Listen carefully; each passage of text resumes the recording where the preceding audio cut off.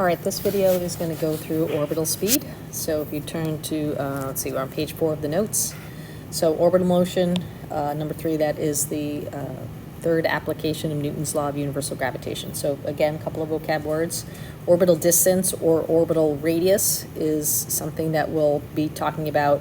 But basically this is referring to the r in the equations. And again, this is measured from center of mass to center of mass. So obviously an orbital distance would include the radius of the planet that we're talking about plus any altitude. Okay. Geosynchronous orbit means that that satellite is directly overhead all the time. So if you have a satellite that is in geosynchronous orbit above the planet Earth, it means it's always over the same spot above the planet. So basically the period of the satellite matches the period of Earth, which is 24 hours. So that is a geosynchronous orbit. So those are some vocabulary words that we run into when we talk about orbital distance. So orbital motion, circular, we'll do a little bit of elliptical, where it is another application of uniform circular motion and bringing Newton's law of universal gravitation together. So the equation for satellite speed, again, if we take our satellite to be mass m, here's our satellite off to the side here, it has a velocity v, and there's a force of gravity acting on it. RO is representing the orbital radius, and then it's orbiting around a planet, we'll call it m sub e. So to derive the expression for the satellite speed, we of course are going to start with Newton's law here. We're going to recognize that the net force that is acting on the satellite is the force of gravity. The m is going to be the mass of the satellite, which we're just calling m sub s right here. I guess I use that variable. And then that acceleration is centripetal acceleration, and that's going to be equal to the satellite speed divided by the distance from the circle. So the radius of the circle that it's orbiting in. So this RO is going to be the radius of the circle, just like it was before. And in this case, that is equal to the orbital distance. But notice it's not squared. So we have sometimes the r's are squared and sometimes they're not. So we have to keep track of all that.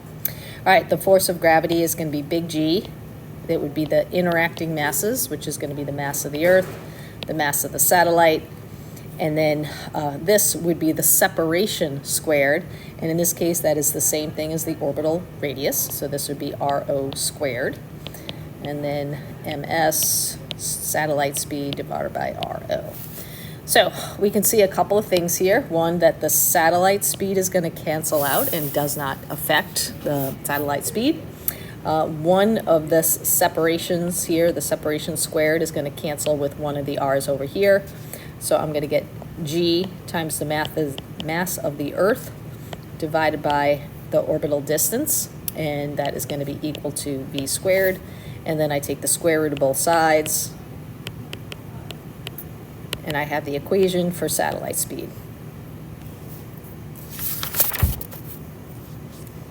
All right, so this is an expression that you should be able to derive real quickly. It is not something that's on your equation sheet, but it's basically a two-step derivation. On your WebAssign, you'll be asked to derive this one time. Once you've derived it one time, you do not need to derive it or start from step 1 up here until what I'm trying to say is you only have to do it one time. You don't have to do it multiple times, although it's always good practice. So that would be our satellite speed equation. So conceptual things that we get from that. Does the mass of the satellite matter when determining the satellite speed? No. The only thing that matters is the thing that it's orbiting around, basically what's creating that gravitational field. Only the mass of the central object matters.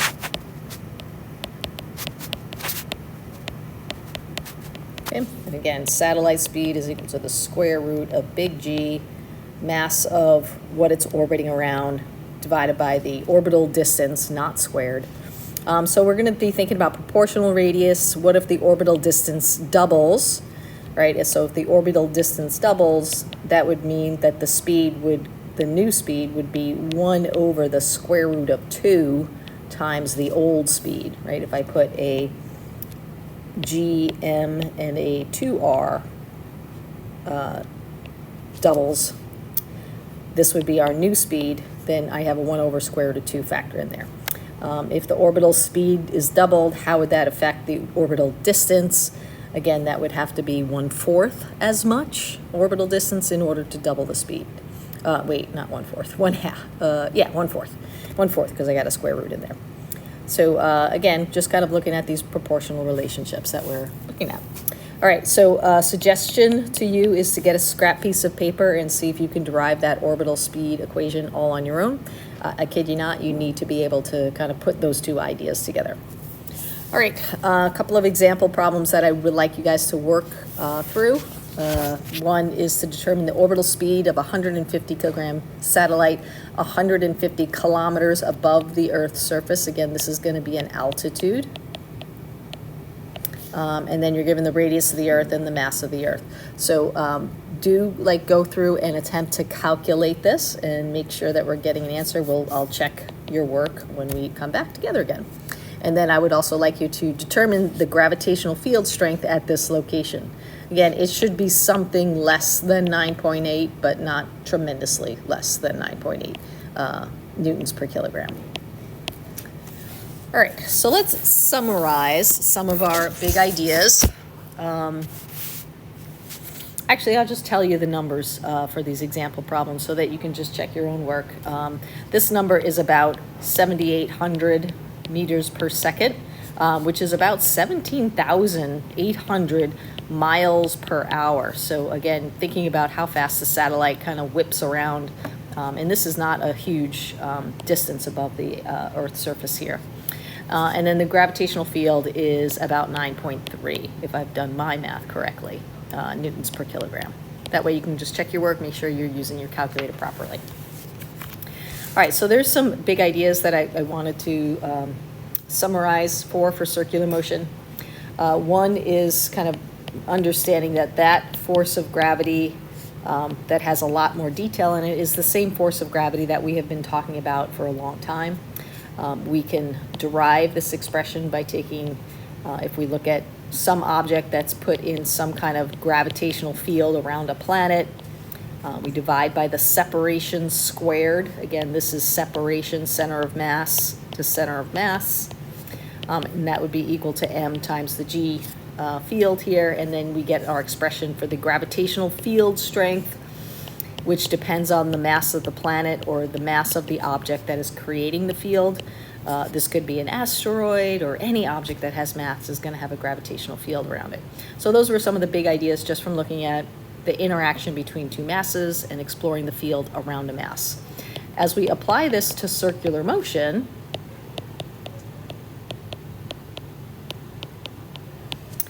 we recognize that the centripetal acceleration here, which we know is v squared over r, we also know that for any circular motion, the speed is going to be equal to 2 pi r over t.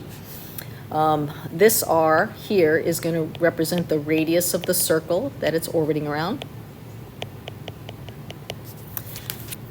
And these were just a few of our big ideas, so we could replace v with the 2 pi r over t if we wanted to, and we could do some different things with that.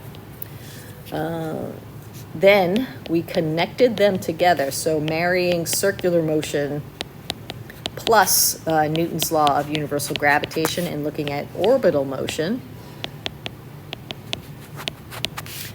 we know that the speed is going to be equal to 2 pi r over t. That's still true.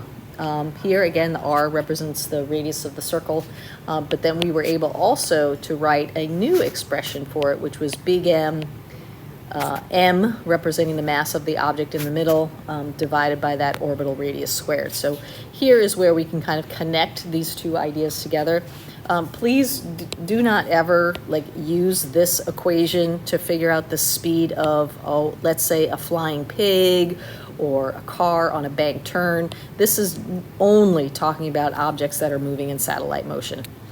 So just kind of avoid that common mistake that I've sometimes see, that suddenly, because we've used this equation, students want to now use it for everything that has to do with circular motion. This is only for things that are outside the planet.